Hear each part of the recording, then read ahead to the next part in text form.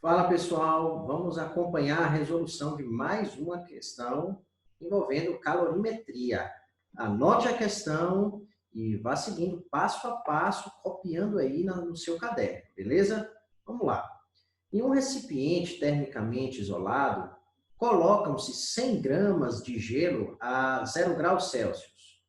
Faça chegar a esse recipiente vapor de água a 100 graus Celsius até que a temperatura do sistema seja 40 graus Celsius. Supondo que o recipiente não trocou calor com os corpos, calcule a massa de água no equilíbrio térmico. Acompanhe a explicação, fica ligado no gráfico. Vamos lá.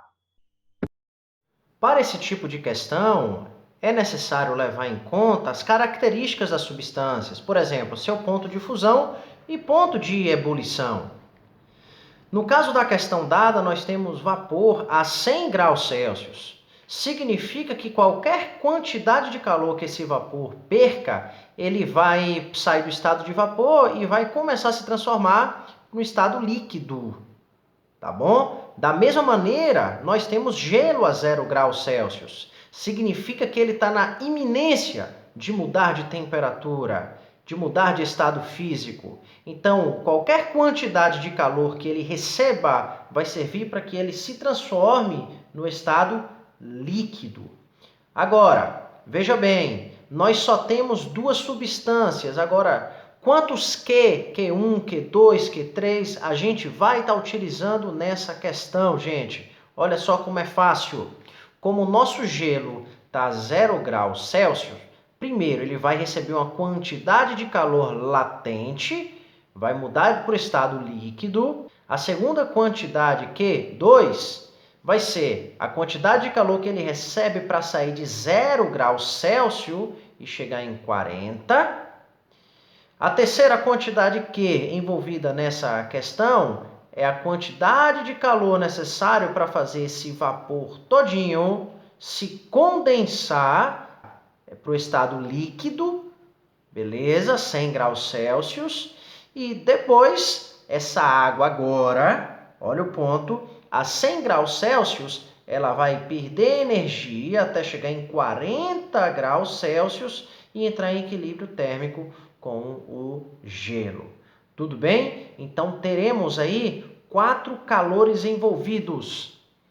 Q1, latente. Q2, sensível. Q3, latente, de condensação, que é o mesmo de vaporização, pessoal.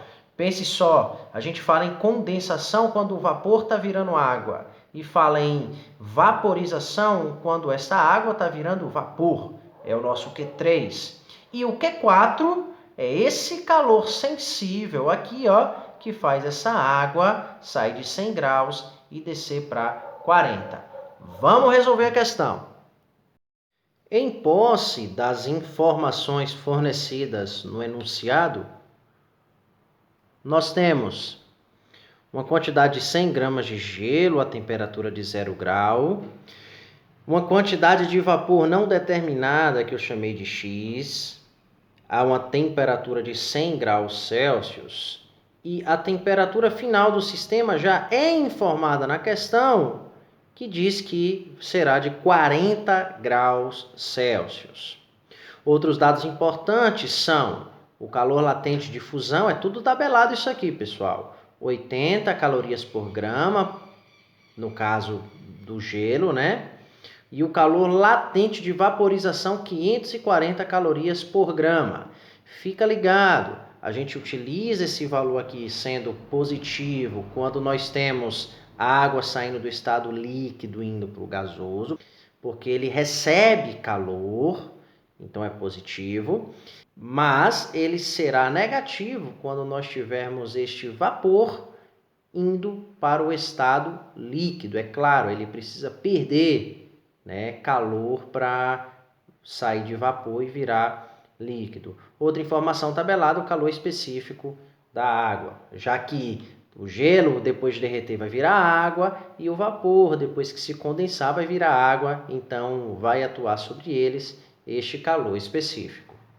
Substituindo as nossas 4 quantidades de calor que eu falei, demonstrando no gráfico, né? O primeiro calor é calor latente, o segundo é calor sensível, o terceiro calor latente de vaporização e o quarto calor sensível, o qual a água a 100 graus Celsius, né? Depois do vapor ter se transformado em água, vai cair para 40 graus.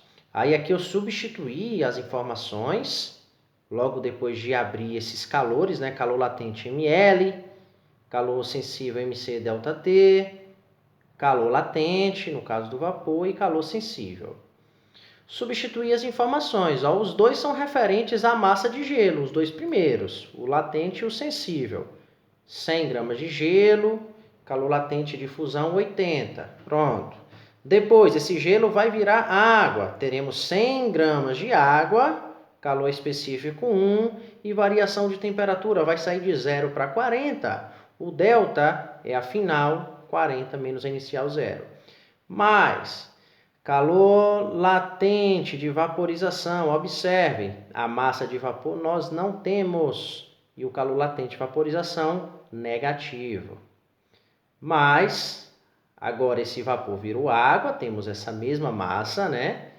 Vezes o calor específico, vezes a variação de temperatura, ele vai sair de 100 para 40, então afinal é 40. 40 menos 100 vai dar menos 60. Agora, pessoal, é só fazer as continhas, ó, tá vendo? 100 vezes 80, 8.000, 100 vezes 40, 4.000, menos 540x, né? E aqui fizemos as outras contas e agrupamos os termos semelhantes. Ficou menos 600x igual a menos 12.000, porque eu tinha 12.000 positivo do lado esquerdo, passei para o lado direito, ficou negativo. Multipliquei por menos 1 para que o x não ficasse com sinal de menos, né? E aí cancelei 2 zeros de cada um dos termos. Para simplificar, ficamos com 120 dividido por 6, que vai dar 20 gramas. Essa quantidade X é a massa de vapor, gente. A massa total de água que teremos a 40 graus é a massa de gelo que virou água, mais a massa de vapor que virou água. Dessa maneira, nós tínhamos 100 gramas de gelo e foram adicionados 20 gramas de vapor. Ou seja, 100 mais 20, 120 gramas de água a 40 graus. Está resolvida a nossa questão. Qualquer dúvida é só mandar para a gente. Valeu!